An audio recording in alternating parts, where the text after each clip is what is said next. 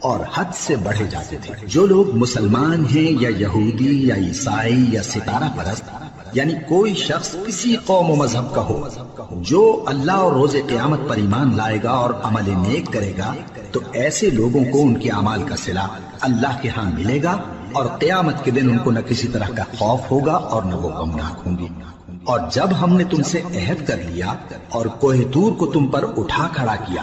اور حکم دیا کہ جو کتاب ہم نے تم کو دی ہے اس کو زور سے پکڑے رہو، اور جو اس میں لکھا ہے اسے یاد رکھو تاکہ عذاب سے محفوظ رہو، پھر تم اس کے بعد عہد سے پھر گئے، سو اگر تم پر اللہ کا فضل اور اس کی مہربانی نہ ہوتی تو تم خسارے میں پڑ گئے ہوتے۔ اور تم ان لوگوں کو خوب جانتے ہو جو تم میں سے ہفتے کے دن مچھلی کا شکار کرنے میں حد سے تجاوز کر گئے تھے،